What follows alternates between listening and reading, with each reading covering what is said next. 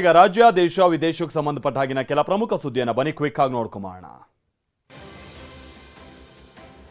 ಸತತ 4ನೇ ಬಾರಿಗೆ ಜನಪ್ರತಿನಿಧಿಗಳಿಲ್ಲದೆ 2024-25ನೇ ಸಾಲಿನ ಬಿಬಿಎಂಪಿ ಬಜೆಟ್ ಮಂಡನೆಯಾಗಿದೆ. ಹಣಕಾಸು ವಿಭಾಗದ ವಿಶೇಷ ಆಯುಕ್ತ ಶಿವಾನಂದ ಕಲಕೇರಿ 12,369 ಕೋಟಿ ಗಾತ್ರದ ಆಯವ್ಯಯವನ್ನು ಮಂಡಿಸಿದ್ದಾರೆ. ಬಜೆಟ್ನಲ್ಲಿ ಬ್ರ್ಯಾಂಡ್ ಬೆಂಗಳೂರು ಪರಿಕಲ್ಪನೆಯಡಿ ಸುಗಮ ಸಂಚಾರ, ಸ್ವಚ್ಛತೆ, ವೈಬ್ರೆಂಟ್ ಬೆಂಗಳೂರು, ನೀರಿನ ಸಮಸ್ಯೆ ಹೀಗೆ 8 ವಿಭಾಗಗಳಿಗೆ ಹೆಚ್ಚಿನ ಆದ್ಯತೆಯನ್ನು ನೀಡಲಾಗಿದೆ.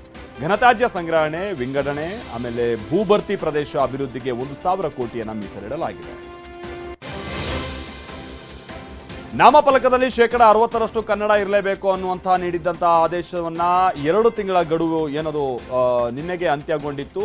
ಆದರೂ ಈಗ ಬೆಂಗಳೂರು ಜಿಲ್ಲಾ ಉಸ್ತುವಾರಿ ಸಚಿವ ಡಿಸಿಎಂ ಡಿಕೆ ಶಿವಕುಮಾರ್ ಮತ್ತೆರಡು ವಾರಗಳ ಗಡುವನ್ನು ಹೆಚ್ಚುವರಿಯಾಗಿ ಕೊಟ್ಟಿದ್ದಾರೆ. ಈ ಬಗ್ಗೆ ಟ್ವೀಟ್ ಮಾಡಿದ್ದಾರೆ. 2 ವಾರಗಳ ಬಳಿಕವೂ ಕನ್ನಡ ನಾಮಫಲಕವನ್ನು ಹಾಕದೆ ಹೋದರೆ ಅಂತ ಅಂಗಡಿ ಮುಂಗಟ್ಟುಗಳ ಮಾಲೀಕರ ಲೈಸೆನ್ಸ್ ಅನ್ನು ರದ್ದುಗೊಳಿಸುವುದಾಗಿ ಬಿಬಿಎಂಪಿ ಆಯುಕ್ತ ತುಷಾರ್ ಗಿರಿನಾಥ್ ಕೂಡ ಎಚ್ಚರಿಸಿದ್ದಾರೆ.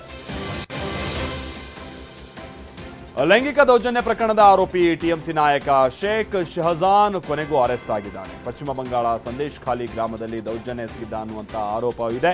ಭೂಕಬಳಿಕೆ ಸೇರಿ ಈತನ ವಿರುದ್ಧವಾಗಿ ಅನೇಕ ಪ್ರಕರಣಗಳು ದಾಖಲಾಗಿದೆ. 50 ದಿನಗಳ ಬಳಿಕ ಈತನನ್ನು ಅರೆಸ್ಟ್ ಮಾಡಲಾಗಿದೆ. ಆರೋಪಿಯನ್ನು 10 ದಿನ ಪೊಲೀಸ್ ಕಸ್ಟಡಿಗೆ ನೀಡಿ ಕೋರ್ಟ್ ಆದೇಶವನ್ನು ಹೊರಡಿಸಿದೆ.